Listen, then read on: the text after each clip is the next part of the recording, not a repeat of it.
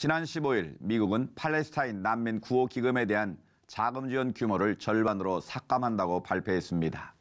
국제사회는 예루살렘 논란보다 어떻게 보면 이 문제가 더욱 심각하다고 여긴다는데요. 팔레스타인 강태인 선교사님 전화 연결해서 자세한 소식 들어보겠습니다. 선교사님, 먼저 팔레스타인 난민 구호 기금은 어떤 건지 설명 부탁드립니다. 팔레스타인 난민 구호 기금은요, 1948년 5월 18일 날 이스라엘 정립함에 일어난 그 전쟁과 제3차 중동 전쟁 때 유대인 쪽에 살던 그 팔레스타인들이 전쟁을 피해서 잠시 고향을 떠났었죠. 그들이 주로 이제 이 서안 지역과 주변의 아랍 국가들로 피난을 갔는데 그들이 전쟁이 끝나고 나서도 고향으로 들어가지 못하고 그곳에 눌러 앉으면서 난민촌이 형성되었습니다. 이 난민들을 위해서 유엔에서 특별히 운와르라고 해서 팔레스타인 난민 기구를 만들었죠. 그리고 그들에게 기금을 모아서 유엔에서 교육과 의료와 여러 가지 기본적으로 그들이 생활할 수 있는 것들을 제공해주는 그러한 기구입니다.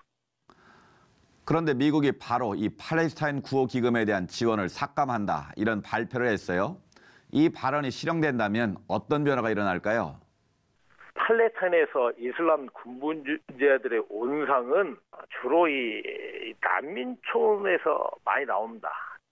이 베들레헴에서도 마찬가지인데요. 그들은 이제 살기가 어렵고 힘드니까 경제적으로 그다음에 이슬람 근본주의자들의 어떤 그 주장에 쉽게 동조하는 경우가 있죠.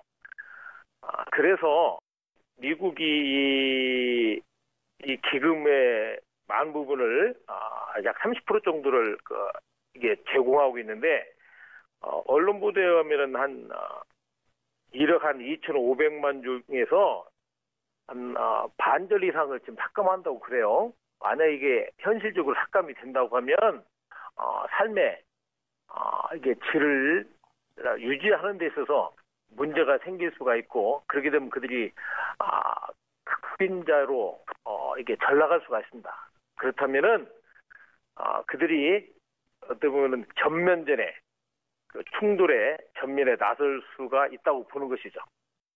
사실 트럼프 대통령의 예루살렘 수도 선언 이후 중동 지역이 하루도 편안할 날이 없는 것 같은데 어떻습니까?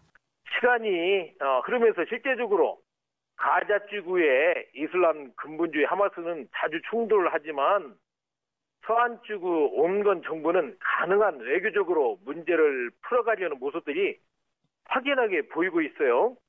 지난 그 2000년도 인티파다 때는 조직적이고 자치정부도 어느 정도 방관하고 그 묵인하는 상태였기 때문에 팔레스타인 전 지역에서 불빛처럼 일어나서 많은 충돌이 있었고 그 결과로 엄청난 희생들이 있었습니다.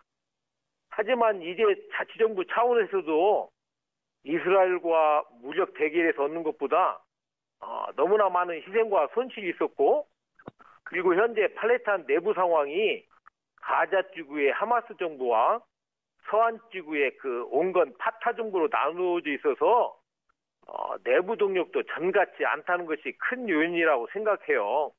중동 평화를 위한 국제사회의 노력과 지혜가 어느 때보다도 필요한 것 같습니다. 선교사님 어떻게 보시는지요? 먼저는 이 땅을 바라보는 우리들의 시각이 변해야죠.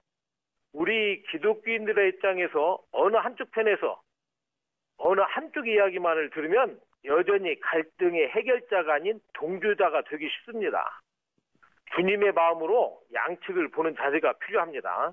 이 일에 우리 한국교회가 먼저 마음을 열고 이들의 삶을 이해하고 기도하는 자세들이 필요합니다. 네, 이스라엘과 팔레스타인 문제를 비롯한 중동 지역의 모든 분쟁들을 하나님의 시각으로 바라보고 그 땅의 평화를 위해서 기도하겠습니다. 선교사님 오늘 말씀 감사합니다. 예, 감사합니다.